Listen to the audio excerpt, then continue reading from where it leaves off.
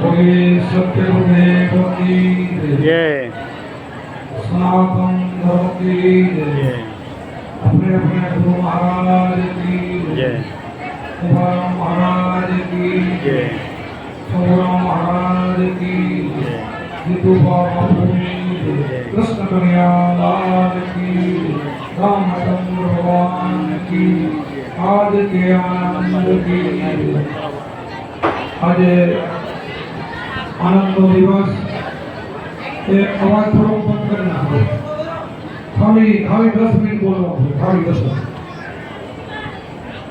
मुझे वाली मामा थोड़े आज अपने भक्तों ने संतों ने मारे नो महापर्व आम तो जगत माटे ना बधाने माटे मोटो दिवस है अपने संतों ने माटे जेने गुरु पासेथी शपथ लीधो छे એને તો મહાન દિવસ કેમ મહાન કેમ કહેવાય બધા દિવસ કરતા ગુરુ પૂર્ણિમા મહાન શા માટે આપણો એક નવો જન્મ થાય આપણે લક્ષ ચોરાસી સુધી જઈ એ તમે વિચાર કરો કે 84 લાખ યોનિમાં જન્મ લેવો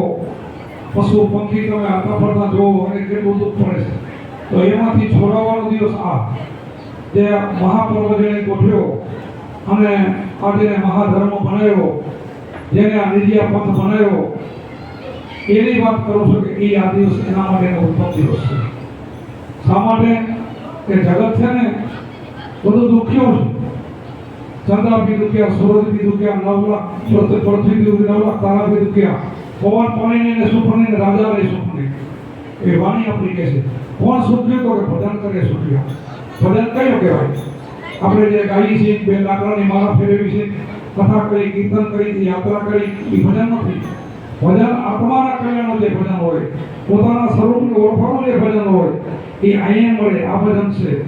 ગુરુ ગમ કરી ઊંચી કરીને ભોગે મોહ કરતાના એ કારણે દૂર કરો તો ઘટ બી કરે કરવા એ ઘટની અંદર જવાનું છે ઘટની અંદર ભગવાન બેઠો છે પરમાત્મા બેઠો છે એની આપણને પારખ કરાવે એ ગુરુ મહિમાનો આપણો છે એટલા માટે આ મોટો દિવસ છે ગુરુ મહિમા આજ ગુરુમાં જે ગુરુમુખી હોય ને આજના દિવસમાં જો પોતાના ગુરુના દર્શન ન કરે તો એ ગુરુમુખી નથી એવું કહેવાય ગમે એવો કપરો સમય હોય ને તો એ પોતાના ગુરુને ગુરુ પૂર્ણિમાના મળો શું કામ ગુરુ એ ભગવાનનું સ્વરૂપ છે ભગવાન આપણે સાંભળ્યા છે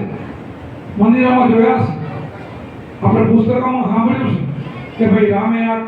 આ કામ કર્યું કૃષ્ણએ આ કામ કર્યું બુદ્ધ ભગવાન આ કર્યું મહાવીર આ કર્યું શું કર્યું બધું બધાએ એને એક જ કર્યું માણસને જગાડવાનું આત્મા ઓળખવાનું આ કામ કર્યું એ કામ આપણા ગુરુઓને આપણને બતાવ્યું છે એટલે પોતાના ગુરુ જેણે બતાવ્યું એ મહાન હોય બીજા આપણે કેટલાય જોયા હોય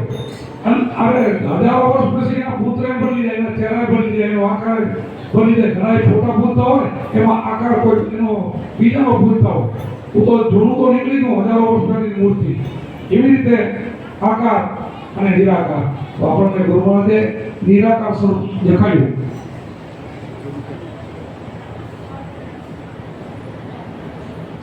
પણ એના માટે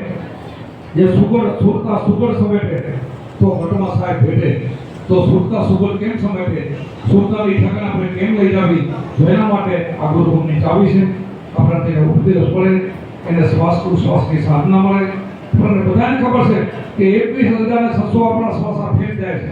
બધાને ફેલ જાય છે ઓર એટલે કે એક ભૂલ્યો દૂજો ભૂલ્યો સબ સંસાર શું કહેતો એક ભૂલ્યો દૂજો ભૂલ્યો એક ભૂલ્યા બે ભૂલ્યા પણ બધો સંસાર ભૂલ્યો તો કે કોણ નથી ભૂલ્યું પોતે કે એક નથી ભૂલ્યો કે જે ભજન કરે છે ને એ નથી ભૂલ્યો તો ઓર કે ખૂબ ભજન કર્યું ભજન કરે એ બોલી શકે કે હું ભૂલ્યો નથી બાકી આખું જગત ભૂલ્યું છે કાંઈક ને કાંઈક કરે છે ને બધું ભૂલમ છે આખી દુનિયા ભગત છે રોજ મંદિરે જાય ભૂખ્યાને દાણા દેવા જાય ગાયને ચરો દેવા જાય યાત્રા કરવા જાય બધું જ કરે છે પણ તો એ જગત ભૂલેલું છે પણ જે આ નથી ભૂલેલું એવો કે ગુરુમુખી છે જેને પોતાના સ્વરૂપને ઓળખ્યું છે એ ભૂલ્યો નથી પામો કે જગત ભૂલ્યું છે તો આપણે બધા કેટલા ભાગશાળી છે એ ઘરે બેઠા આપણને પોતાને આવા ગુરુ મળે પોતાનું સ્વરૂપ ઓળખવાનું મળે પછી હાલતા હોય બેતા હોય ચાલતા હોય જમતા હોય જે કામ કરતા હોય એમાં ભજન ચાલુ કોઈને કઈ પૂછવાનું નહીં બીજું પુસ્તકો આપણે વાંચવું પડે એને યાદ રહે ન રહે ભૂલી જાય પણ આમાં તો કાંઈ ભૂલે એવું નહીં ખાલી બે શબ્દ અઢી અક્ષર કહેવાય બોલો, પ્રેમના અઢી અક્ષર. આ અઢી અક્ષર આખો શબ્દ આપણો એમાં આપણો કામ થઈ જાય બોલો. એ વિશ્વાસ હોય ને એની વાત કરો, બધા નથી કરતો. જેને પરિપૂર્ણ વિશ્વાસ હોય ને એ ગુરુમાં બધું એને આવી જાય. એટલા માટે શબ્દ કયો તો ઈ છે, બ્રહ્મ કયો તો ઈ છે, આત્મા કયો તો ઈ છે, ભગવાન કયો તો ઈ છે, એમાં બધું જ આવી જાય છે. આપણે બધાએ દુનિયા બધી ભગવાનના ભજન કરે, એમાં આમાં શબ્દમાં કેટલા નામ હોય. કોઈ જીનમ કહેતા હોય, કોઈ ઘણા અલગ અલગ બધા નામ, કોઈ જય ગુરુમાન કહેતો હોય, કોઈ બંદગી સાહેબ કહેતા હોય. આવું અલગ અલગ બધા નામથી પુકારતા હોય છે, પણ મૂળ વસ્તુ એક હોય છે, બે હોતી નથી. એટલા માટે દુનિયામાં ભગવાન પણ એક જ છે, બે નથી. એના માટે આ જે અઢી અક્ષરનો જે શબ્દ બનાવ્યો છે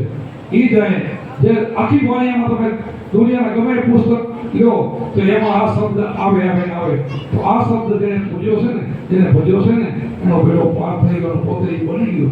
એ બની ગયો, શબ્દ બની ગયો, એ શબ્દ પોતે બની ગયો. પોતે આપણે જેમ વાત કરીને કે આપણે બધા સમજીએ છીએ કે ભમરી હોય,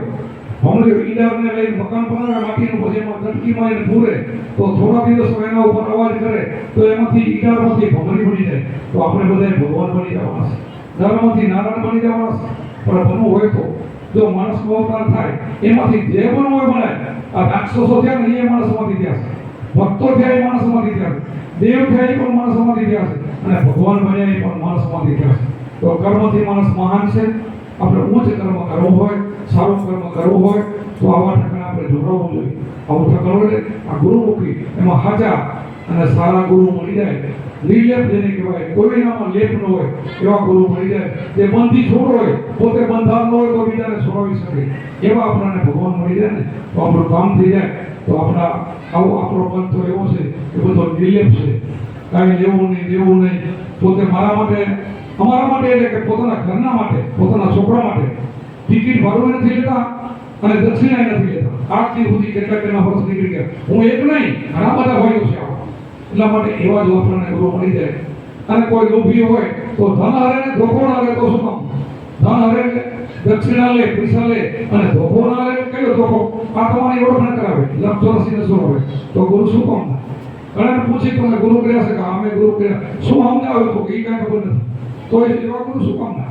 ધન હરે એટલે ધોખો હરે નહીં. જે ધોખો છે આપણા માટે 84 લાખ યોનીનો એ તો રહી જાય.